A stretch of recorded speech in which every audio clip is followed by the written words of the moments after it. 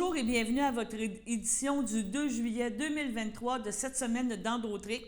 Une grosse fin de semaine, une fin de semaine de déménagement. J'espère que ça s'est bien passé pour tout le monde. On vous parle de différents sujets que nous avons eus cette semaine. En début de semaine, nous avons eu les visites de Mme Ginette Renault, une personnalité bien connue qui est venue faire une séance d'autographe aux Jean Coutu à Berthierville. Vraiment un moment très privilégié, un moment très particulier de la rencontrer et de parler de ses projets, de parler de sa vie, vraiment quelque chose de très intéressant. Nous avons parlé aussi avec Vincent Dion, qui est conservateur et archiviste, et il va venir à la chapelle d'Écunebert faire des conférences concernant la conservation des archives patrimoniales familiales, donc les photos que vous avez, entre autres, chez vous, qui reflètent, entre autres, la vie du temps de vos ancêtres, de vos parents, de vos grands-parents, de vos arrière-grands-parents, et aussi, c'est vraiment une source inépuisable de quantité d'informations qu'on peut avoir, et c'est un patrimoine qui doit être préservé. Les ateliers auront lieu le 8, le 15 et le 22 juillet. On a parlé aussi avec M. Yves Perron, qui est venu faire un bilan de la session parlementaire qui s'est terminée la semaine dernière à Ottawa. Le bilan comporte vraiment des belles réussites pour le Bloc québécois. On parle, entre autres, de la loi C-282 qui a été adoptée en troisième lecture au Parlement. Par la suite, elle doit être sanctionnée par le Sénat, chose qu'on espère qu'il soit faite dès le mois de septembre. Et on espère une adoption finale de ce projet de loi dans les mois de l'automne prochain, en espérant qu'il n'y ait pas d'élection fédérale. On s'entend que ça pourrait un événement qui pourrait arriver à cause du fait que nous avons un gouvernement minoritaire. D'autres points que M. Perron a discuté, c'était la protection des berges. Encore là, un groupe de travail du ministère du Transport a confirmé la problématique au niveau de la protection des berges. C'est un sujet qui avait été amené par le Bloc québécois. Et il nous a parlé aussi, entre autres, du C-18. C'est important, c'était une loi qui était très attendue concernant les communications, et c'est vraiment quelque chose qui était important tant pour le Bloc québécois que toutes les partis. Nous avons aussi parlé de certains points au niveau de l'ordre du jour de l'Assemblée extraordinaire qui a lieu la semaine dernière à la ville de Berthierville. Encore là, des points très intéressants qu'on vous ramène. Et on vous amène aussi avec la chapelle d'Écunebert qui va inaugurer la semaine prochaine sa nouvelle œuvre d'art public, donc Cénacle. Et hier, c'était l'installation qui est commencée, qui est dans le but de faire une installation finale. Donc, on vous a présenté quelques images. Pour vous relaxer de votre fin de semaine, déménagement ou le stress qu'on vit avec l'approche des vacances, qu'on veut vraiment tout finir avant, on vous offre une petite séance de yoga avec Jocelyne Aubry qui nous permet de se recentrer et de pouvoir relaxer. Sur ce, bonne écoute. Il y a le fameux C-282 qui a fini par passer. Tu me disais, oui, tantôt, on se parlait en pré-entrevue, on a travaillé fort pour changer les dates et tout ça. Tu as fini par... Là, il est adopté au complet. Il reste à passer l'étape du Sénat. C'est une autre étape, là, si on s'entend au mois de septembre, mais là, il y a vraiment une volonté politique de dire tu t'en vas au Sénat puis adopter-les. Ça devrait être check, fini, réglé. Ou, Bien, ça devrait passer au Sénat. Là. Mais ce qu'on est content, c'est que malgré l'obstruction conservatrice qu'on avait eue en comité, qui les avait retardés dans les dates, on a réussi par des échanges de dates avec d'autres députés qui avaient des projets de loi à le devancer 2 fois. Parce qu'on avait 2 heures de débat. Donc, la première heure, qui était vers la fin de la session, j'ai devancé plus au début de juin. Puis la deuxième heure, on a réussi à la faire le 19, vraiment in extremis. On a voté le 21, puis on a fermé le Parlement à 1h du matin le 22, donc le 21. Donc, c'était serré, mais on est arrivé. Et ça, c'est très positif parce que là, on a envoyé le projet de loi au Sénat avant l'été. Donc, dès que le Sénat rentre à l'automne, pour les mêmes dates que nous autres, ben là, il reçoit. En fait, il est rentré déjà le projet de loi au Sénat. Il est rentré, je pense, à 23h le soir. Donc, là, ils vont le traiter. Et là, ben, nous, on a commencé évidemment à avoir des contacts avec les sénateurs pour faire en sorte qu'ils passent bien. C'est sûr qu'on s'attend à ce que les sénateurs fassent leur travail, c'est-à-dire qu'ils analysent en profondeur le projet de loi, ça c'est correct. Mais on s'attend à ce qu'ils fassent le travail avec diligence aussi, qu'il n'y ait pas de blocage. D'ingérence. C'est ça. On espère que ça va bien aller. On est assez confiants, on va aller rencontrer tous les sénateurs de toute façon. C'est ça. Là, les problématiques, il y a quand même, je pense, dans le communiqué, quand tu l'as envoyé, il y a quand même des sénateurs, pas des sénateurs, des députés conservateurs qui ont voté pour, en fin de compte. Ils n'ont pas tous voté contre. Il y en a. C'est comme à chaque fois. Comme à chaque fois, les conservateurs font un vote libre là-dessus. Donc, je crois que sur les 119 conservateurs, il y en a 50 qui ont voté en faveur. Bon, il n'y a pas de représentant qui est venu à notre point de presse, c'est malheureux, parce que tous les autres partis politiques étaient là. Ah, puis on avait une déclaration de la sénatrice aussi, Amina Gerba, qui va porter le dossier au Sénat. Mais ce qu'on voulait envoyer au Sénat, c'est un message d'unité, puis dire, bien, regardez, les élus ont fait leur travail, à votre tour maintenant de faire le vôtre. Mais moi, je suis bien confiant que ce projet de loi-là aura force de loi avant les fêtes. Je l'espère fortement.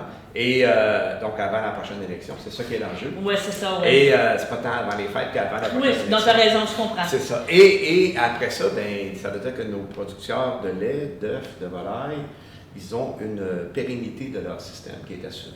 Ils vont pouvoir continuer à investir puis continuer à nourrir notre population aussi bien qu'ils le font, puis d'investir dans la réduction des gaz à effet de serre, ainsi de suite. C'est important, tu sais, parce que si on pense que ben, notre production va finir, moi, je ne vais pas investir 2 millions, puis ça va prendre 25 ans de payer. Là. Je vais garder mon argent, puis je vais fermer, bien que ça n'allait pas bien. C'est des signaux qui sont importants à donner à nos producteurs. Puis c'est le minimum de respect qu'on leur doit, c'est ça. Au niveau international, je vais faire référence un petit peu plus aux États-Unis. Avez-vous eu des pressions? Avez-vous eu des commentaires par rapport à ça? On a eu, c'est sûr qu'on a eu des communications. C'est plus, mettons, d'autres productions agricoles, plus dans l'Ouest canadien, qui a plus une vision libertarienne de libre-échange. Dans le fond, ce qu'ils viennent nous dire, et de nous dire, les gestions d'offres, on les aime bien, on veut qu'ils restent là, mais on ne veut pas les protéger parce que nous, on veut d'autres parts de marché. Puis s'il faut les donner, on les donnera. C'est un peu ça le message qu'on recevait. Fait que, moi, je trouve que c'est pas correct de dire ça. Puis, c'est pas en compétition. Ce qu'on a expliqué, là, on est 3 députés dans ce dossier-là. Il y a Luc Thériault qui est le parrain. Il y a Simon-Pierre Savard-Tremblay qui est au commerce international. Puis il y a moi qui est à l'agriculture, agroalimentaire, gestion de l'offre. Donc, tous les trois, là, ce qu'on explique, c'est qu'on travaille pour toutes les productions agricoles.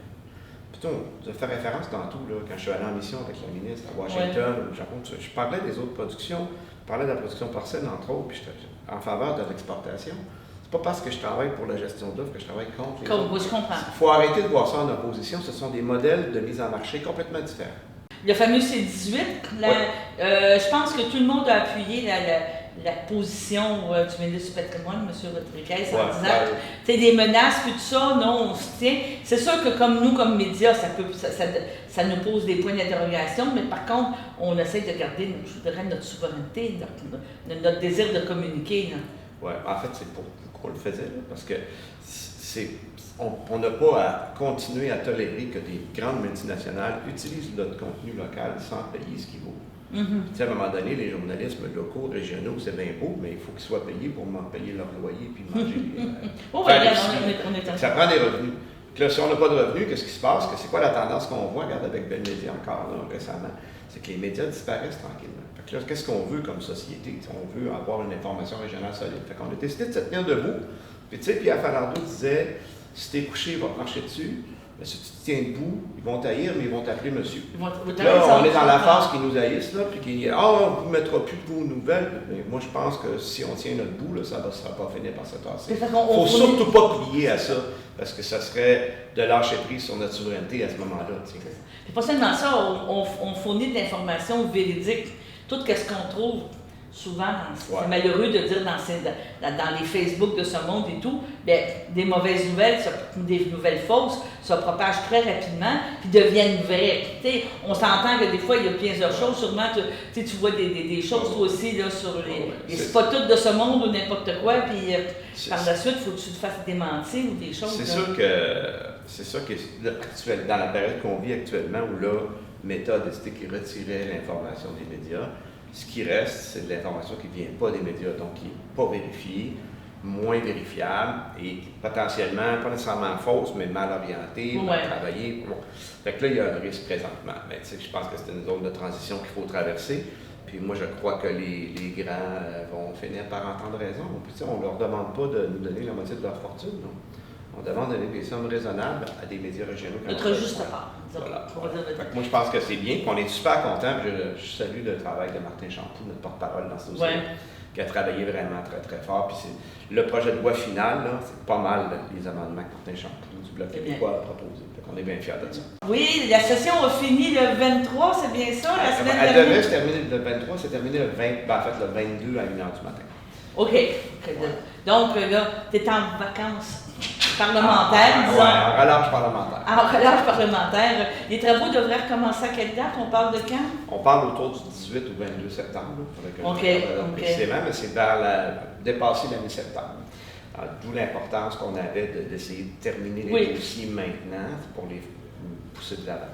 Est-ce que tu as vu ça comme une espèce de push là, dans les derniers jours ou ça s'est quand même bien passé? Là, tu me parles d'une heure du matin, mais tu sais, ça a-tu été envoie, on appuie, on fait ci, on fait ça, ou ça s'est quand même réglé d'une façon? Je dirais le 21, c'est sûr que là, on a eu une série de votes parce qu'il fallait fermer les dossiers, là.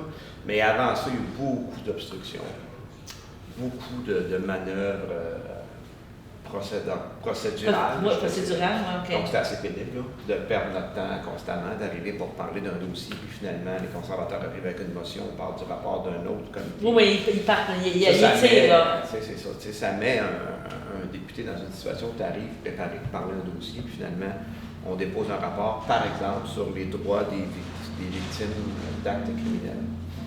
Puis là, il faut parler de ça. Puis là, tu ne connais pas le rapport. En quelques minutes, il faut regarder les recommandations, essayer de faire une tête, pose une question, on va chercher, puis là, OK, go, on parle, puis il ne faut pas faire de gaffe non plus. Fait que ça, c'est les défis de fin de session, mais ça arrive aussi. Mais c'est pas la fin de session, mais c'est. En fait, ce qui tire du jus là-dedans, c'est qu'à un moment donné, on voudrait que les dossiers avancent. Puis là, quand il y a des procédures comme ça d'obstruction, bien, ça avance. Mais comment je pourrais dire ça? Le sentiment général, c'est dans le sens, je vais te donner un exemple, tu sais, on va à des conférences, on va à des événements, plein de choses, puis tout ça. Puis tu sais, à un moment donné, à la fin, ça s'éternise, on dit, regarde, la personne qui pose, des fois la dernière qui pose la question, elle répète la même question qui était posée là, 1h15, 1h30, puis tu comprends ce que je veux dire? Comme ça, on va dire à un moment donné, là, en aval, que le président ou le responsable de la conférence dise on arrête les questions, puis tu sais, là chez nous, là, puis vous avez des questions plus pointineuses, puis venez nous rencontrer. Ça doit être le même sentiment, à un moment donné, d'épuisement, de fatigue. Oui, c'est un peu ça. Puis tu sais, là, je parle des conservateurs qui font des manœuvres de blocage, mais ça vient de quelque part, ça vient aussi du gouvernement libéral qui ne collaborait pas beaucoup avec l'opposition. Le gouvernement libéral qui se reposait sur sa majorité factice avec le NPD. Il ne parlait même plus au leader des conservateurs du Bloc québécois. Alors, c'est bien difficile de faire avancer. Tu sais, à un moment donné, il faut se parler et travailler ensemble. J'ai le goût de dire en adulte. Ça, on aimerait pas voir ça plus souvent, mais bon, au bout de piste, on a réussi à avoir. Et on a réussi, nous, à fermer nos dossiers de façon convenable. On est très satisfaits de la session. Là, tu me dis que tu as fini la session la semaine dernière. En principe, ça recommence au mois de septembre. Entre les deux, tu as prévu au moins de prendre de vacances? Oui, ça c'est sûr cette année. Pas trop d'épichettes de blé d'Inde, pas trop de... il va en avoir, mais il faut vraiment qu'il y ait une période de déconnexion qui est nécessaire, là, parce que ça fait quand même presque 4 ans, puis il n'y a pas eu de déconnexion. Il n'y a pas eu vraiment tout ça. Fait que là, on va en faire une, mais sinon, on va être présent dans la circonscription, clairement. On va faire des rencontres encore aujourd'hui. Et on a du travail. Il y a tout le temps du travail à faire. Puis même quand on ne siège pas, on monte nos dossiers. On a des visites, entre autres dans mon dossier agricole, je suis sollicité partout au Québec pour aller voir des gens, des productions. Fait que je vais faire ça aussi entre l'arty. Puis on monte nos dossiers pour l'automne, puis on se prépare. Puis on est présent pour notre population. Est-ce que ton bureau, en terminant, ferme pour une période de 2 semaines? Oui, il va fermer pendant la construction. Mais on prend les messages d'urgence, on prend les appels aussi. On prend nos messages de façon assez régulière, je vous dirais, au moins aux 2 jours. Donc, si jamais vous avez quelque chose, vous appelez pareil au bureau, vous laissez un message, vous envoyez un courriel, puis il y a quelqu'un qui va vous rappeler. Là, on a une garde d'urgence. On va appeler ça de même. Puis, c'est ça.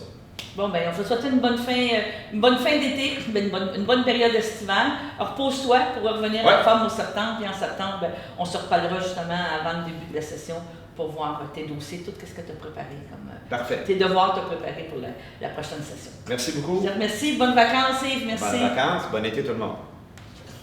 Une autre victoire qui a été assez je ne dirais pas surprenante, mais très intéressante, c'est le comité là, sur le transport, c'est bien ça, je ne vais pas me tromper, qui a parlé de la protection des berges, puis qui a reconnu aussi cette problématique-là. C'est une autre victoire, là. je ne dirais pas surprenant, mais agréablement heureux de voir, de voir ces mentions-là dans le rapport. Absolument. Ben, en fait, c'était l'objectif qu'on avait. Et ça, c'est encore un travail d'équipe avec Xavier Barcelou-Duval, qui est notre porte-parole au dossier. Et on a eu l'occasion de faire inviter des témoins de Berthier et Masquinongé qui sont allés au comité permanent. Et leur témoignage a mené à ce que le comité recommande la reprise d'un programme de protection des berges par le fédéral, comme ce qui a été abandonné en 1997. Ça commence à faire longtemps. Là. Et c'est important de le faire, puis c'est important de le faire pour que ce soit supervisé puis organisé correctement. Okay. Puis les citoyens, ils ne demandent pas nécessairement que le fédéral paye 100 puis ils demandent un soutien financier, des municipalités aussi, puis une organisation aussi, parce que si vous protégez vos berges, puis le voisin ne le fait pas, bien l'eau peut passer par en arrière, miner votre terrain. Donc, il faut que ce soit quelque chose d'organisé, puis dans les zones où on en a besoin, puis nos infrastructures municipales, comme le mur de Berthier qui fait dur, il est sur le bord de tomber. On est en urgence là-dessus, la ville est en démarche d'ailleurs, on les soutient là-dedans, mais il faut qu'il se passe quelque chose. Est-ce que ça passe par un projet de loi ou ça passe par des règlements? Comment ça risque d'amener ce soutien-là? En fait, là, c'est de voir comment le gouvernement va réagir au rapport. Nous, on pense que le gouvernement devrait agir maintenant. Vous savez, là, il y a des recours collectifs, il y a un paquet d'affaires, puis il y a beaucoup de pression, puis il y a de plus en plus d'organisations citoyennes. Notre comité de protection des berges, Mauricie-Mauricie, peut-être pas dans le bon ordre, là, mais est très actif. Ils se rencontrent régulièrement, les gens sont super optimistes, puis on va y arriver. Moi, je vous dis, on va y arriver. On ne sait pas combien de temps ça prend, mais on va y arriver. C'est ça, parfait. Il y a d'autres sujets de fin d'année? Il y a des taux cellulaires que je... Oui, c'est vrai, qui tournent toujours. C'est un dossier que je picosse depuis que je suis député, là, et qu'il n'avance pas à mon goût, évidemment. Dans la dernière année, régulièrement, on nous dit il y a un programme qui s'en vient, parfait, on attend, puis le programme arrive, puis il ne s'applique pas à nos régions. Là, la dernière fois, j'ai un peu pété mon plomb, j'ai demandé une rencontre avec les responsables du CRTC, puis j'ai expliqué la réalité de Berthier-Masquinongé. Puis à la fin de la rencontre, ils m'ont ouvert la porte à ce qu'on leur fournisse de l'information. OK. Donc, complément d'information, en leur disant, regarde, les problématiques, c'est là, c'est là. Parce que ce qu'ils m'expliquaient, c'est qu'ils font des programmes pour la grandeur du Canada. Mais pas. Je comprends. Là, c'est bien difficile de. Mettons, ils disent il ne faut pas que tu sois à tant de distance. Si tu es à moins que tant de mètres d'une tour, ben, tu n'es pas couvert parce que tu en as une tour. S'il y a des montagnes, le signal est oui. Bon, c'est un exemple, mettons. Non, mais c'est quand même concret, là, tu sais, Fait que là, dans le fond, ils ont ouvert la porte à ça. Fait que là, moi, j'ai lancé un appel aux municipalités. Puis on est en train de ramasser l'information, puis on va la regrouper, puis on va l'envoyer au CRTC. Donc, on respecte le temps de mètre, mais le problème, c'est qu'il y a des obstacles qui sont insurmontables. C'est ça. Fait que, en fournissant l'information précise, ben là, on nous a dit qu'on en tiendrait compte dans le prochain appel d'offres. Donc, on se croise les doigts là-dessus. Puis en parallèle, il y a Québec qui fait du travail là-dessus. Ouais. Même si c'est une juridiction fédérale. Ça, c'est pas ça que les gens se rendent compte de ça un peu à la maison. C'est que le gouvernement du Québec fait beaucoup de choses que le fédéral devrait faire puis fait pas. Ouais. Le fédéral vient jouer dans nos plates-bandes en santé, en éducation, et ainsi de suite, puis il ne nous transfère pas nos sommes. Je ne partirai pas sur mon discours indépendantiste, mais vous le connaissez. Ça, c'est un autre exemple. Je sais que Québec est en train de cartographier. Donc, on fait un petit peu la job en double. Il y a un journaliste de Trois-Rivières qui me l'a fait remarquer. Il m'a dit, mais là, ça se fait par Québec. Je dis oui, mais dans combien de temps ça va être fini? Alors, moi, le CRTC m'a demandé. Moi, j'ai un lien direct avec mes 36 municipalités. Je suis capable de donner l'information. On la ramasse, on l'envoie, pour pire, à ce cas-là, 2 fois. Ce qu'on veut, c'est que la première option qui avance puis qui débouche, elle débouche. On le prend, c'est ça, exactement. Parce que là, on a l'air assemblé que les passeports, on n'entend pas de crise. Bien là, ça, moi, c'est important pour moi d'être transparent et honnête. Là. Vous m'avez souvent entendu chialer ici. Oui. Contre les services fédéraux, ça ne débouche pas. Là, ça va vraiment beaucoup mieux depuis je te dirais, un bon 8 mois. Là. Malgré malgré la grève qui a quand même été... On a eu comme une espèce de rééquilibrage des forces, puis on a vraiment une belle collaboration, là, je tiens à le dire. Tu sais, quand on chiale, c'est beau, mais il faut le dire aussi. Ça va bien, comme c'est vrai pareil. Au niveau des services, ça va bien. Ben, les passeports, c'est encore long, mais je veux dire, on a une meilleure collaboration qu'avant, ça débouche plus vite. L'immigration, c'est encore très pénible. Ça, il y a vraiment des changements importants à faire là-dedans, mais quand même, il faut reconnaître là, que les dossiers d'assurance-emploi, tout ça, on a une belle collaboration avec l'unité régionale, puis on est capable de régler les dossiers pour nos citoyens. Puis c'est ça qui est important. Oui. Tu sais, moi, je ne fais pas de politique pour dire, je fais des points puis je chiale contre le méchant fédéral. Moi, je suis faire le monde. Oui, mais il y a aussi quand je suis capable de donner un service de qualité à mes gens, c'est ça que je le nomme aussi, parce que vous m'avez entendu chialer longtemps pendant la COVID, puis tout ça, là, que ça ne fonctionnait pas. Bien là, ça va beaucoup mieux. Mais c'est pas parfait. Clairement. Puis l'immigration, c'est un gros enjeu. Tu sais, quand on dit, là, le projet du siècle, on veut avoir 100 millions de Canadiens, là, ben, t'as une minute, on n'est pas capable de traiter les dossiers qu'on a maintenant. Mettez-vous dans la structure, là, puis commencez à travailler comme du monde si vous voulez qu'on ait plus de gens. H11, table des aînés, Paul Berthier, nomination d'un représentant. Madame Laurent. Considérant le courriel daté du 6 juin 2023 provenant de la présidente de la table des aînés du Paul Berthier, association d'organismes en lien avec les personnes âgées de la région, regroupant Berthierville, Sainte-Geneviève-de-Berthier, la Visitation de l'île du Pas et Saint-Ignace de Loyola. Considérant que l'organisme désire connaître l'intérêt de la ville de Berthierville à participer à nouveau avec l'organisme, en conséquence, je propose de déléguer le maire Dominique Perrault à titre de représentant de la ville de Berthierville pour siéger à la table des aînés Paul Berthier. C'est appuyé par. J'appuie. Merci, Mme Favorable. Elle a une ligne. Oh, ça va être avec un très grand plaisir que je vais assister, que je vais participer avec cet organisme-là. H12, Maison des jeunes de Berthierville, accès à la piscine municipale pour l'été 2023. C'est comme chaque année, c'est un truc qu'on remet en fonction à chaque année. Donc, je demande à M. Frenière de faire la lecture. Considérant la demande datée du 6 juin 2023 présentée par la Maison des jeunes Place Jeunesse Berthier, organisme sans but lucratif situé à Berthierville, considérant que l'organisme désire bénéficier d'un accès gratuit à la piscine municipale lors de la sortie de groupe, tenant compte que leur clientèle inclut des personnes demeurant à l'extérieur de la ville de Berthierville, considérant le règlement numéro 925-10 concernant la tarification des activités de loisirs. En conséquence, je propose d'autoriser l'accès gratuit à la piscine municipale pour les sorties de groupe de l'organisme La Maison des jeunes, la jeunesse Berthierville, pour la saison 2023. Merci, c'est appuyé par. J'appuie. M. Largeau, Jean-Paul Rotemagou. Favorable. Adopté à l'unanimité. Contrat relatif à la préparation d'entretien de la glace, surveillance des activités de l'aréna Joanie Rochette et entretien ménager du centre de Villeneuve, prolongation du contrat. M. Frenière. Considérant la résolution 2023-06-157 autorisant la publication d'un appel d'offres public à l'égard de la fourniture de services relative à la préparation et à l'entretien de la glace, la surveillance des activités de l'aréna Joanie Rochette et à l'entretien ménager du centre Gilles Villeneuve, considérant que l'ouverture des soumissions est fixée au 13 juillet 2023 afin de respecter les délais légaux d'appel d'offres, considérant que la Ville de Berthierville désire assurer la mise en opération de l'aréna à compter du 9 septembre prochain, considérant l'offre datée du 13 juin 2023 émise par la compagnie Sodem permettant la prolongation du contrat jusqu'à la date du début du prochain contrat octroyé suite à la procédure d'appel d'offres. En conséquence, je propose d'autoriser la prolongation du contrat relatif à la préparation et l'entretien de la glace, la surveillance des activités de l'aréna Joanie Rochette et à l'entretien ménager du centre Gilles Villeneuve à la compagnie Sodem sur une base mensuelle à compter du 1er juillet 2023 au coût mensuel de 18 830 $ plus les taxes applicables, et ce jusqu'au début du prochain contrat qui sera octroyé suite au processus d'appel d'offres en cours. Merci, c'est appuyé par. Je l'appuie. Labrun, Jean-Paul Rotemagou. Favorable. Favorable. Adopté à l'unanimité. Petite parenthèse, c'est quand même une hausse de coût pour l'entretien. Alors, évidemment, hausse de coût, il y en a un petit peu dans tout. Ça devrait découler vers l'augmentation de coûts aussi pour les locations d'heures et de publicité et ainsi de suite. H14, Aréna, contrat d'entretien préventif des systèmes de réfrigération. M. Frenière. Considérant que le contrat est intervenu avec la compagnie Climat Control SB Inc.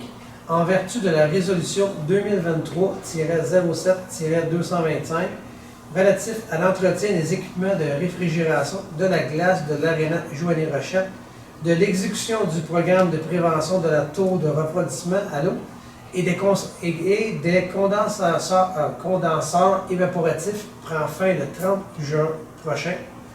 Considérant l'offre de service de la compagnie 0C Climat Control SB Inc., datée du 14 juin 2023, en conséquence, je propose d'octroyer à la compagnie 0C Climat Control SB Inc. le contrat relatif à l'entretien préventif des équipements du système de réfrigération de la glace de l'Aréna Jaunet Rochette, de l'exécution du programme de prévention de la taux de refroidissement à l'eau et des condenseurs évaporatifs pour une durée d'1 an, se terminant le 30 juin 2024, et ce, au coût annuel de 12 502,35 plus les taxes applicables, telles que détaillées à leur offre de service, datée du 14 juin 2023. Merci, c'était fait par Jeffrey. Mme Fontaine, je rappelle au vote. À ma gauche. Favorable. Favorable. Quelle unanimité. Bonjour Vincent. Vincent, tu as fait des études, justement, comment conserver la valeur des choses, la restauration et tout. Tu es tout jeune. Qu'est-ce qui t'a amené à faire ça? Parce que, oui, c'est une passion, c'est une valeur que tu as découverte, tu as dit ça fait partie de notre patrimoine, des choses à conserver. En fait, j'ai commencé en chimie. OK. J'ai fait un bac en chimie, mais j'étais toujours intéressé à l'art puis à la culture. Puis j'ai réalisé c'était possible de faire une carrière qui amenait les deux ensemble là, dans la conservation, restauration du patrimoine. Quand tu me parles de cours en chimie, parce que souvent, c'est des matériaux qui sont fragiles, c'est ça, hein? Ouais, L'utilisation qui était là, qui était faite, oui, aujourd'hui, c'est plus moins technique, pas plus ou moins technique, les produits sont différents, mais dans le temps, c'était vraiment des opérations chimiques là, qui se passaient.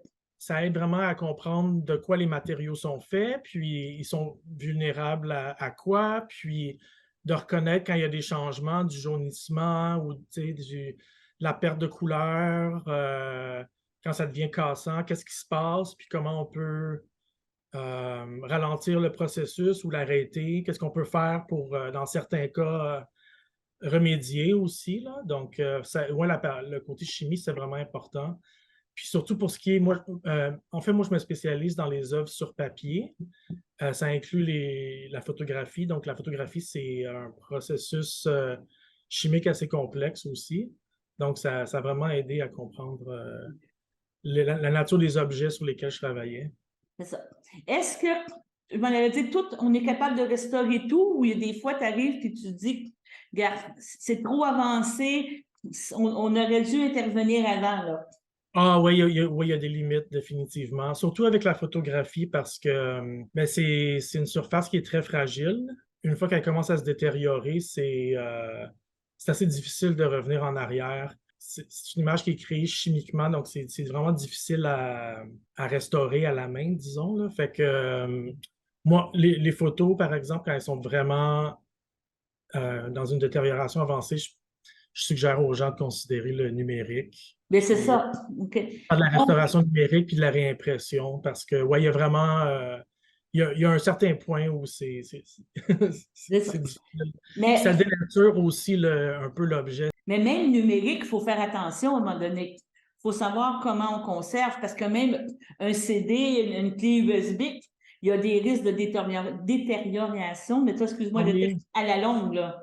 Oui, non, c'est sûr. Là, même si quand on numérise nos documents ou nos photos et tout, il faut s'assurer qu'on préserve les fichiers d'une façon pour la pérennité. Il faut les sauvegarder à plusieurs endroits. Il faut des types de fichiers qui sont préférables, là, qui ont plus de chances d'être conservés dans le futur. Puis il y a toute une stratégie aussi là, pour ce qui est numérique. Là, si on veut en venir vraiment au vif du sujet, tu vas venir à Berthierville dans le cadre d'une activité de médiation présentée par la Chapelle des Culbert le 8, le 15, le 22. Donc, tu vas venir présenter aux gens de dire, moi, je ne sais pas si on peut le résumer comme ça, vous avez des trésors dans votre maison, vous avez des choses importantes, premièrement, conservez-les et être capable, on pourrait dire, d'évaluer, d'être capable de pouvoir savoir quelle valeur a ces choses patrimoniales-là, parce que ça fait partie d'un patrimoine que les gens, je pense, sous-estiment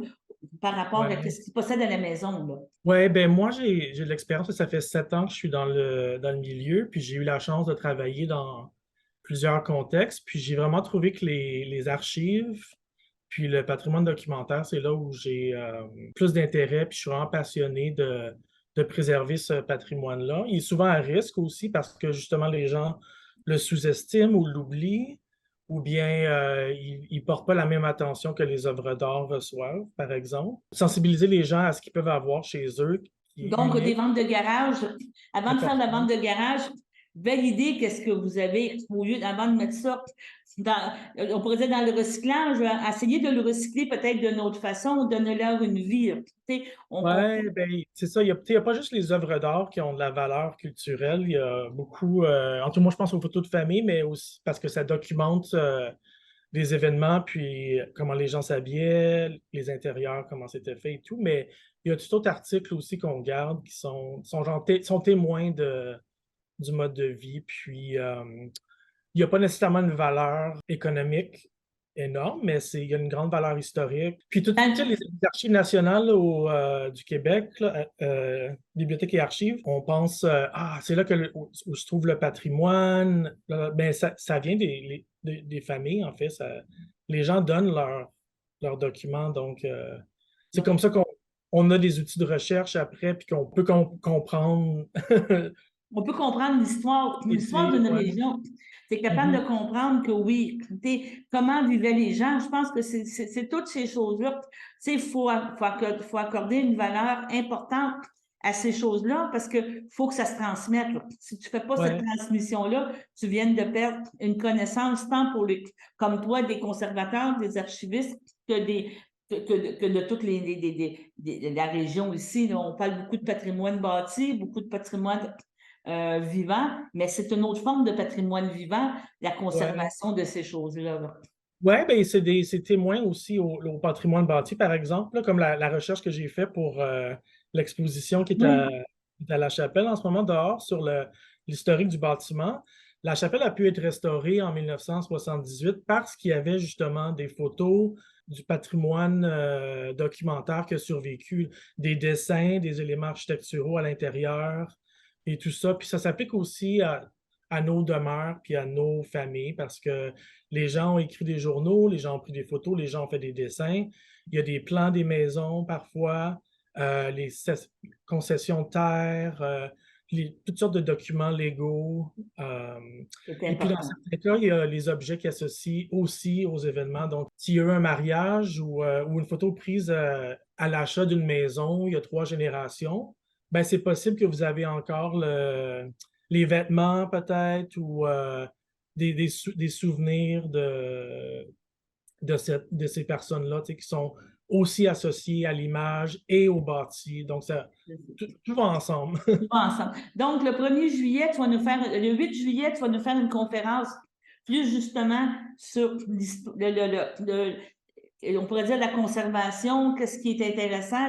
Ça va être ça la première conférence que tu vas nous faire le 8 juillet? Oui, le premier atelier, ça va être plus, je vais donner une présentation sur c'est quoi le métier de conservateur-restaurateur, puis la différence entre, disons, préserver, conserver, restaurer. Après ça, je voulais parler du patrimoine documentaire en général, là, qu'est-ce que ça comprend, mais surtout les documents photographiques. Et puis, c'est quoi les facteurs de dégradation de risque qui sont associés à ça? Donc, qu'est-ce qui cause la dégradation du dommage puis de la perte de ce matériel-là?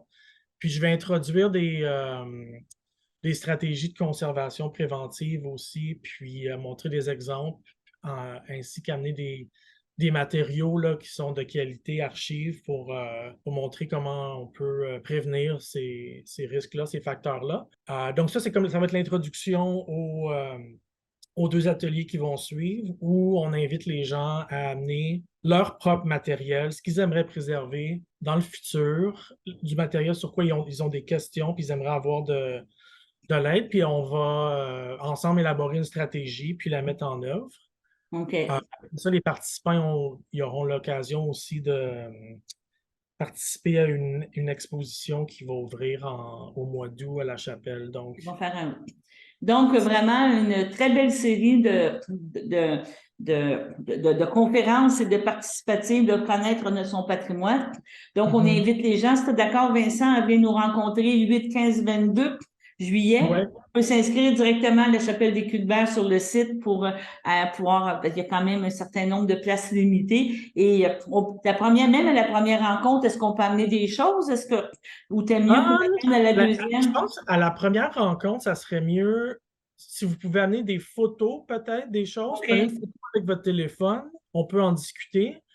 Parce qu'il va y avoir pas mal de monde, puis peut-être si on est à l'extérieur, s'il fait beau, Ouais, c'est ça, ouais. les gens vont peut-être pas vouloir exposer leur matériel comme ça. Mais oui, amenez des photos, peut-être juste plus avec votre téléphone de ce que Qu'est-ce que vous avez? Qu'est-ce que vous êtes intéressé? Qu'est-ce que vous pouvez avoir? En tout cas, je trouve ça passionnant. On a discuté beaucoup avant. On a bien hâte de te rencontrer en personne puis de pouvoir parler justement de patrimoine. C'était quelque chose qui est important ici, tant à la Corporation du patrimoine, une de nos missions, mais aussi dans la région aussi, il y a beaucoup de gens sensibles à cette réalité-là de conserver nos choses ici et conserver notre histoire, parce que tu me parles de photos et c'est une partie de notre histoire, c'est une partie de notre héritage, comment les gens vivaient ici, comment on s'habillait, comme tu mentionnais tantôt. Donc, c'est très intéressant. Que je te remercie beaucoup, puis au plaisir de te revoir au mois de juillet. Oui, bientôt. Merci. Bye-bye. OK. Je suis en compagnie de Germain Chartier, propriétaire de Jean Coutu à Berthier. C'est tout un événement, ça, Ginette Renault, ici. Tout à fait, c'est des choses qui arrivent une fois et dans ta vie, oui, moi, c'est ça. On est chanceux, elle est formidable. Ah oui, oui. C'était toute une logistique, là. Je vois les numéros, je vois les gens qui attendent. Tu t'attendais de ça, cet engouement-là? Oui, on s'attendait à cet engouement-là. Malgré tout, je suis très content. Il y a la fébrilité, les employés sont heureux. On est joyeux de l'accueillir. Je suis content de voir mes clients attendre, voir Ginette. Je vois juste des beaux sourires. Elle est très accessible. Hein? On vient d'avoir une entrevue. C'est pas une personne, justement, qui se prend pour une vedette, malgré que c'est une personne connue. Comment tu as vécu ça, cette rencontre-là? Ah, je trouvais ça émotif. Puis, c'était... Au-delà de ça, c'est un moment privilégié que j'avais, puis j'en ai profité. Oui, c'est ça, je me suis gâté. C'est ça. Tu sais, on faisait allusion dans le temps qu'il y avait la fleur ici, qu'on allait au restaurant. On se sentait privilégié de la proximité puis de la générosité. Je pense qu'on peut associer ça à ça. De perdre Ginette, ça va être perdre encore un monument au Québec. Oui, bon, on l'a encore. On l'a encore, oui. Mais tu es d'accord avec moi que c'est une des rares personnes encore que tu dis qui a une accessibilité facile, qui est très généreuse. Oui, qui est restée humaine. Très humaine. En tout cas, félicitations, parce que j'imagine que tu as adopté toute une planification. Essayer de gérer ça, savoir elle vient pas, des choses. C'est très plaisant. Bon, ben tant mieux. Bon, ben merci, Germain. Merci. Vous aimez ça? Pour vous, c'est Si. important le contact comme ça avec les gens? Il n'y a pas rien de plus important que ça. Je pense après 64 ans. Oui, mais non, moi, qu'est-ce que je veux dire, c'est que ça fait des années, 64 ans. ça fait 64 ans, oui. Vous êtes pas lasse de faire ça? Vous êtes contente de faire ça encore? Je pense que c'est ce qu'il y a de plus important, le contact que je peux avoir avec le public. Il y a pas... C'est gratifiant. J'ai du plaisir aussi, parce qu'il y a des gens qui sont... Ça n'a pas de bon sens comment ils sont fins. Oui. Puis je reçois des cadeaux, tu sais, des Oui, petits oui, cadeaux. je comprends. Je voulais te compter mon cadeau, un cadeau bien important. Allez-y. La madame, elle a 91 ans. Elle est toute jolie et toute petite, OK? Puis elle me dit, j'ai un cadeau à vous offrir. Je dis, voyez? Elle me donne son collier. Je ne l'ai pas mis ce matin, OK? C'est des ailes. Oh oui. Puis 3 jours avant, j'avais dit adieu. Là, je commence ma tournée avec Jean Coutu. Donne-moi des ailes. Je me suis mis à pleurer de joie. Ben, je comprends. Puis là, j'ai signé son livre. Puis je me suis dit, quand elle va rentrer chez elle, elle va sûrement, parce que on parle encore des ailes chez elle, quand elle va rentrer chez elle, elle va lire. J'ai fait un petit quelque chose de spécial pour elle. Donc, vous prenez le temps de dire, de parler à tous, Oui. de personnaliser, pas seulement dire Aussi, non. bonjour Ils me disent Linda, pour ma belle-mère. Tu sais, à Linda de C'est Ginette. ça, non, de ma belle-mère, fait que je suis écrit à ma belle-mère. Puis là, je leur demande, c'est quoi votre prénom? Mais non, c'est à ma belle-mère. Puis je dis, gars, c'est pas ma belle-mère à moi, c'est votre belle-mère à vous. En tout cas, on a du fun, j'ai du fun avec les gens. Beaucoup de plaisir. Et ça, c'était important pour vous, là, cette année, c'est avec Jean Coutu, d'avoir ce contact-là, que ça soit, Oui. plus personnalisé, votre Oui. C'est bien. Je vais vous laisser terminer. Si vous voulez. Parce que là, Linda va attendre Ça, c'est longtemps Linda. après. C'est Linda, OK. faut pas l'oublier. Avec un i, hein? Oui, avec un i. OK. Oui, vas-y. Une belle signature aussi, il faut la reconnaître. Hein? C'est Non, important. c'est le crayon. C'est le crayon. C'est le crayon. C'est le crayon qui fait ça. Je suis sûr que c'est le crayon qui fait. OK? Merci beaucoup. Je vais reprendre.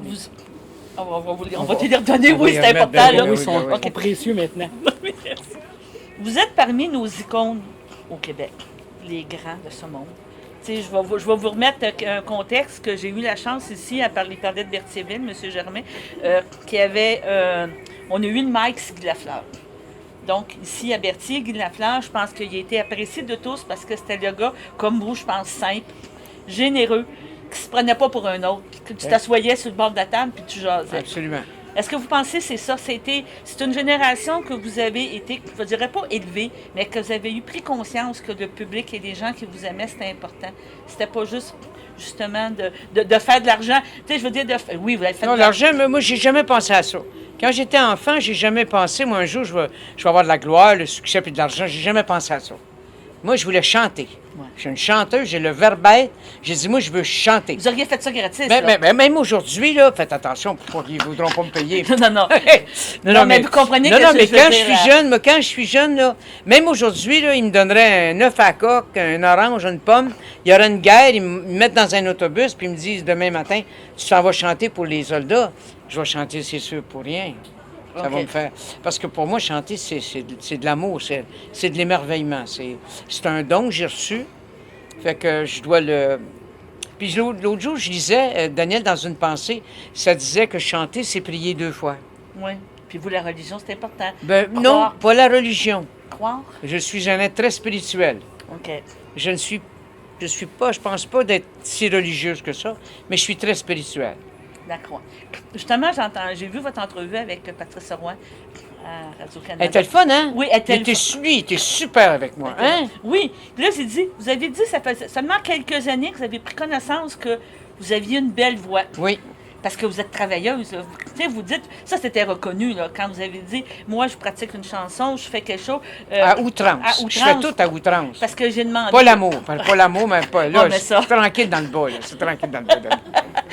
Mais je vous dis, c'est parce que je sais qu'à un moment donné, vous avez tenté de récupérer le directeur artistique de Céline, là, je cherche son nom. René Angélil. Non, pas René, je parle le pianiste là, qui faisait ses tournées. Vous avez eu. Alain, j'ai travaillé avec Alain Noreau. Mais vous vouliez avoir aussi Scott, ça se peut-tu? Oui, c'est ça. J'ai tout expliqué l'histoire de Scott Price. Oui, vous avez raison. Et Scott Price. Donne-moi de la sécurité. Une femme a donne-moi- besoin de oui. sécurité. Mais lui, il disait, j'ai pas assez de temps à te donner parce que tu travailles trop. Il travaillait très, très fort. Donc, il me disait, je vais te faire des bobines, ça. Mais c'est pas pareil comme l'énergie quand la personne est là, Ouais. qu'on pratique. Mais moi, je suis une personne qui adore pratiquer. J'aime ça. Je fais Donc, tout à les outrance. répétitions et tout, c'était Tout le temps. c'était important. Je peux travailler une chanson 50 fois avant de vraiment la posséder. Je suis une femme qui aime ça, posséder. C'est bien. J'ai essayé de posséder quelques-uns, mais Oui, ça mais a c'est pas ça, marché. ça, je comprends, mais Ouais. ça, on est d'accord, je comprends très bien. Mais donc, cette façon-là de travailler, est-ce que vous pensez que c'est ça qui vous a amené à votre belle carrière, qui vous a amené à ce que vous êtes aujourd'hui? C'est pas juste le travail que j'ai fait, c'est le travail que j'ai fait sur moi aussi. OK. Parce qu'il y a beaucoup de choses. Moi, mon leitmotiv dans la vie, je voulais le comprendre. OK. Moi, je suis né là, avec une loupe, OK? Puis je regardais le monde, puis je faisais, il y a quelque chose qui va pas, là. Donc, j'ai toujours voulu comprendre. Puis, finalement, aujourd'hui, j'ai compris qu'il y a beaucoup de choses que je comprendrai jamais. OK. Puis, je trouve ça correct que je ne comprendrai jamais. OK. OK? Donc, j'ai voulu sauver toutes sortes d'affaires, mais quand tu veux ça, c'est parce que tu te prends pour un autre. Donc, il a fallu que je fasse bien attention parce qu'on souffre toujours à la grandeur de son orgueil. Oui. Fait qu'il a fallu que je fasse attention à toutes ces affaires-là. J'ai travaillé fort sur moi aussi. Maintenant, je m'étudie au lieu d'étudier les autres. C'est ça. Puis au lieu de juger, j'essaie de moins juger puis d'analyser. Est-ce que cette personne-là me convient? Ah, oui, c'est correct. Ça match, ça va Ouais, bien. c'est ça. Puis il y a du monde avec qui on fait des entrevues, ça marche pas. Mais j'espère que moi, Ah ça... non, c'est ça que je voulais vous dire. Tout marche avec vous, là. Bon, ben, parfait. Ça a l'air à parfait. fonctionner. Je suis bien contente. Ça fait drôle. Normalement, quand je fais des entrevues avec des artistes et tout, j'ai 2 questions là. Je ne sais pas c'est quoi mon temps encore. Là. J'assume que je veux juste Allez-y. Ma première question, souvent, est c'est quoi vos projets futurs? Là, vous avez fait un beau projet. OK, j'ai écrit à peu près 5 histoires. OK. J'en ai une qui est, pour moi, j'en ai 2 qui sont très importantes. Une qui s'appelle Léa, la mémoire de l'âme. OK. C'est l'histoire d'une petite fille qui va sortir du corps d'une vieille personne. Puis toute la régression, on va la voir chez l'enfant et non chez l'adulte. OK. C'est très beau, c'est un musical. Et j'ai écrit un conte pour enfants qui s'appelle Flocon. OK. C'est l'histoire d'une brebis qui veut pas être une brebis, elle veut devenir un loup. OK. Donc, c'est Donc, des beaux projets là, qui s'en C'est des projets absolument... Même si je meurs, les projets sont dans le tiroir puis ils vont pouvoir se OK, faire. ça fait. Puis au niveau musical, avez-vous encore beaucoup d'écriture? J'ai envie de monter sur scène encore beaucoup. J'aimerais ça parce que j'ai monté un show qui s'appelle Ginette Chantre-nous. Oui. Puis mes 2 autres projets en ce moment, j'aimerais ça faire un coffret parce que les gens utilisent beaucoup mes chansons pour les funérailles ou les mariages. Donc j'aimerais ça faire un coffret d'un côté les funérailles et de l'autre côté le mariage. Que si jamais tu te Tu fais maries, les deux. tu peux T'as le jouer kit. des chansons. T'as des Parce qu'en ce moment, ils vont jouer l'essentiel. Ou encore pour les funérailles, ils vont jouer ceux qui s'en vont. Alors ça, c'est dans mes projets. Quand vous les avez justement, ces chansons-là, vous pensiez à quelqu'un? Quand vous me parlez de l'essentiel, ceux qui s'en vont, aujourd'hui, vous dites, bon, c'est fait au mariage, c'est fait au funérailles, mais c'est une Au moment, interprétation, non. À c'est ce une moment, interprétation non. qui a été Parce donnée. que, vous là. savez, l'essentiel était écrit par Charles Aznavour. Et puis quand il me l'a donné, on a jasé, puis ça, il m'expliquait c'était quoi pour lui l'essentiel. Ensuite, ceux qui s'en vont étaient écrites par Didier Barbolivian. Fait que les gens m'expliquent aussi, eux autres, leur façon à eux autres. C'est comme quand on écoute un peu plus loin, OK? Pour moi, c'est une autre dynamique totalement de ma pensée, de ce que Jean-Pierre a pensé, lui. Oui, Lui, Jean-Pierre, quand il a écrit un peu plus loin, il a écrit sur une histoire d'amour. oui, Que la personne, elle évolue plus vite que l'autre, puis l'autre n'est pas capable de la rattraper. oui. Fait qu'il dit, viens avec moi, tu vois ça, on va avoir Oh. du fun. Ben c'est pas ça. Fait que moi, c'est d'autres choses. L'interprétation, parce qu'on Oui, est c'est sur la ça. montagne. Moi, quand c'est on un peu regarde- plus loin, ça veut dire toujours au niveau de l'évolution. C'est ça, parce qu'elle a été chantée sur la montagne. C'est ça, oui. C'était impressionnant. Vous me parlez de tous les auteurs que vous avez rencontrés, Aznavour et tout. Lequel vous avez apprécié le plus? C'est difficile. C'est lui qui vous a... Moi, je sais Je bien vous que j'ai dis, rencontré non. Aznavour comme personne en Bon. spectacle, mais... Alors, il y a très longtemps, quand j'avais 21 ans, j'ai rencontré un monsieur qui s'appelle Michel Jourdan, Oui. qui, lui, a écrit L'Essentiel avec Ouais. Aznavour. Il m'a écrit Remixer ma vie, Ça pleure aussi un homme. Il m'a écrit...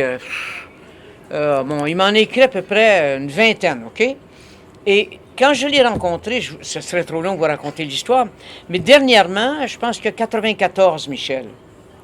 Et j'ai dit à Michel, dis-moi que tu m'aimes. J'ai dit, il faut que tu m'aimes pour m'écrire des belles Ben chansons oui. comme ça. Dis-moi que tu m'aimes. Il n'a pas été capable, mais il l'a dit dans une chanson.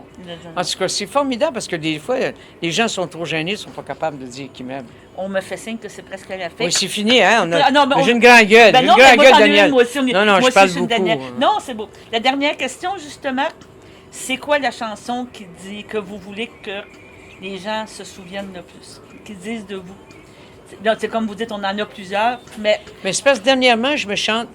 Dernièrement, quand je vais pas bien, quand j'ai des petites descentes de dépression, parce qu'on en a tous, des fois, on s'imagine, je sais pas, toutes sortes d'affaires, je me chante une chanson.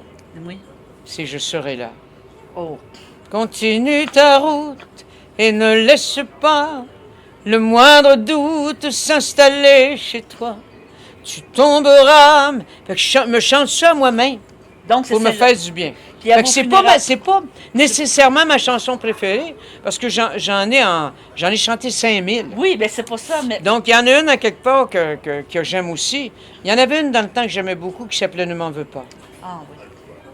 Ça fait longtemps que je vous vois, que je vous regarde. En tout cas, je vous remercie beaucoup. Merci, Daniel. C'est bien apprécié. Merci Puis, beaucoup. Belle émotion.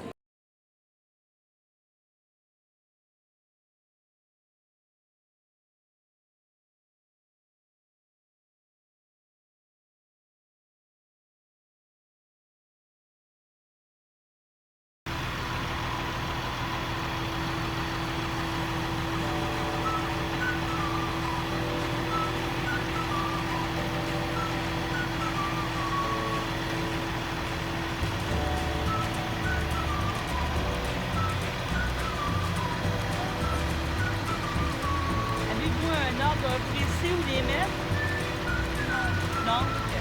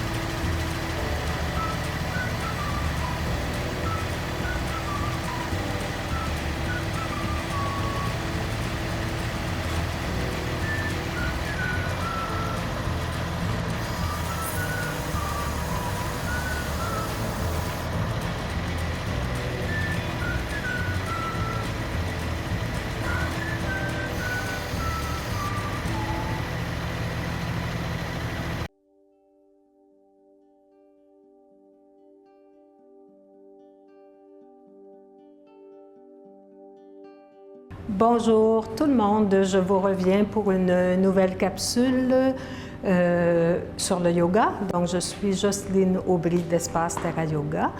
Et cette semaine, je vais vous parler, assez brièvement des chakras. Je ne sais pas si vous avez déjà entendu ce terme. Les chakras, c'est un terme sanskrit, donc qui nous vient de la tradition hindoue. Et le sanskrit, c'était un langage qu'on utilisait en Inde autrefois. Et en français, on dit ce sont des roues d'énergie. Donc, il y a de l'énergie dans le corps. S'il n'y avait pas d'énergie dans le corps, ce serait un cadavre que vous auriez devant vous présentement. Donc, et puis cette énergie-là, elle circule de façon différente d'un corps à l'autre. Et dans le corps, il y a des endroits où il y a des énergies spécifiques qui sont reliées à des parties spécifiques du corps. Et les chakras, ce sont précisément ces parties, ce sont les roues d'énergie qui correspondent à des parties spécifiques du corps. Il y a 7 principaux chakras, donc je vais vous les nommer. Et puis, je vais vous dire où ils sont situés. En fait, ils sont situés le long de la colonne vertébrale. Et le premier chakra se situe à la base de la colonne vertébrale. On l'appelle Muladhara chakra ou chakra racine. Donc, il est vraiment à la base de la colonne vertébrale. Et le chakra, c'est comme vous pouvez imaginer comme une boule d'énergie ou une roue d'énergie. Parfois, les chakras sont bloqués, ça veut dire que l'énergie stagne, ou parfois, il n'y en a pas d'énergie, et parfois, il y a trop d'énergie. Fait que vous pouvez peut-être amener votre attention dans le bas de la colonne vertébrale, puis observer qu'est-ce que vous ressentez. Le deuxième chakra se situe au niveau du ventre, donc un tout petit peu en dessous du nombril, puis c'est pas juste à l'avant, c'est à l'avant, à l'arrière, c'est vraiment comme une boule d'énergie qu'on ressent ou pas. C'est fort possible que ce soit impossible de la ressentir, mais plus on porte son attention, mais plus on développe l'acuité nécessaire pour bien ressentir, pour mieux ressentir. Fait que, donc, au niveau du ventre, vous pouvez peut-être prendre 1 ou 2 respirations pour observer. On l'appelle Swadhisthana chakra. Et le troisième chakra se situe au niveau du plexus solaire, Manipura chakra. Donc, prenez quelques instants pour observer les sensations au niveau du plexus solaire.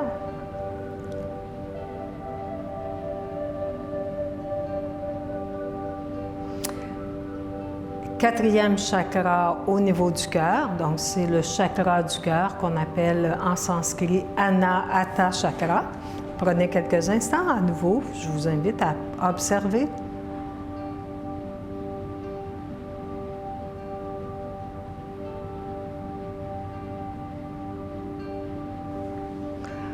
Au niveau de la gorge, Vishuddha chakra.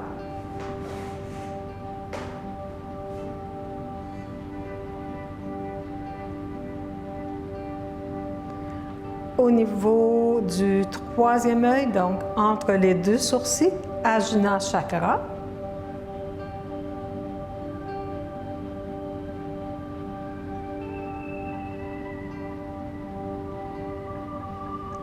Et puis au sommet de la tête, Sahasrara chakra ou le chakra de la couronne. Donc vous pouvez diriger votre attention au sommet de la tête pour observer ce qui se passe.